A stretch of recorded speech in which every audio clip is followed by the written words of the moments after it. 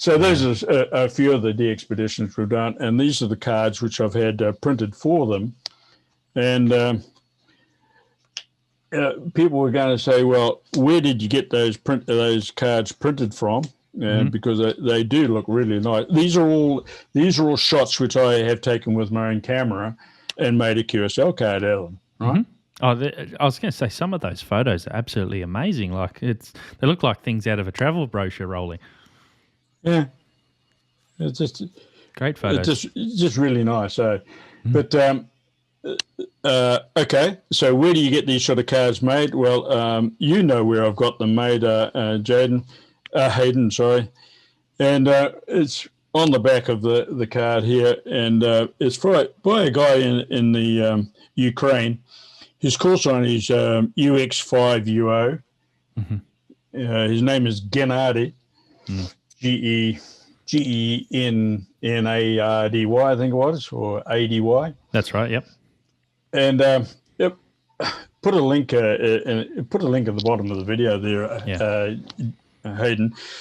And I'll put a link up. I'll put a link up here too for I did a video on my QSL card and how I got mine and the experiences I had. Right. And if you actually go to his website, he's got lots of different examples of different cards all around the world. So if you're stuck for inspiration on what you want to put on your card, you can definitely have a look at his website. Or absolutely. Now, all I did with I sent him the photo. I sent him this mock-up, right? That's the way I wanted it. And then I sent him, this is what I wanted on the back of the thing. So once again, it's got the H44RR, which is the same as on this side here.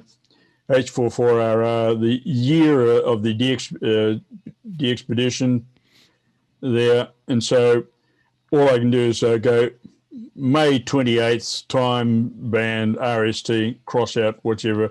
I only did CW and JD65 on this particular DXpedition. So I just cross out which is ever is appropriate. And off it goes. So it becomes very, very quick as far from my point of view of in filling them out. But Gennady does a tremendous job. He's printed all of my cards, and as I say, absolutely brilliant work and cheap. So I know cheap is a relative term. But, I mean, but for full color from a photo that I sent him, I think if you look around Australia and New Zealand and try and get something to match, you're going to be hard pressed. And by the time it takes you to do all of that, you've probably lost what you've saved in doing it yourself for the time, messing around trying to get it all lined up how you want it and all that sort of thing. Unless you're a graphics designer or something, I guess. But definitely.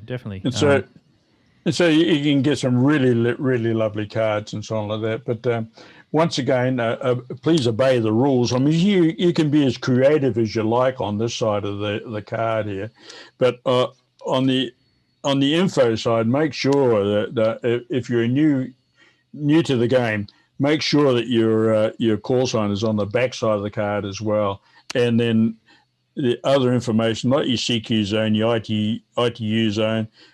IOTA reference if it has it. If you're on an island and it has an IOTA reference, that'd be great. And then you can do yourself a bit of favour by pre-filling out some of the squares if you know what they're going to be. I guess it does save you a bit of handwriting, especially when you're writing out thousands of contacts. Yes. Now I'm talking about this. Yeah, I certainly am DXpedition flavoured, so that. And when they're handling a lot of QSL cards and so on like that, it's you got to really you really want to try and maximize your time. I get from the bureau stacks of cards, literally stacks of cards, 6 or 8 inches of cards from the bureau at a time, and then immediately after a DXpedition, you'll get quite a flurry of mail come in, a reasonable amount. not as much as it used to be. I mean, from the Auckland Island and Kermadec Island DXpeditions, the post van used to arrive at home with a complete postage bag full, and he's probably thinking, where do you get all this from? We tip that up in the middle of the lounge floor, in those days the kids would help me sort the cards out and things like that too.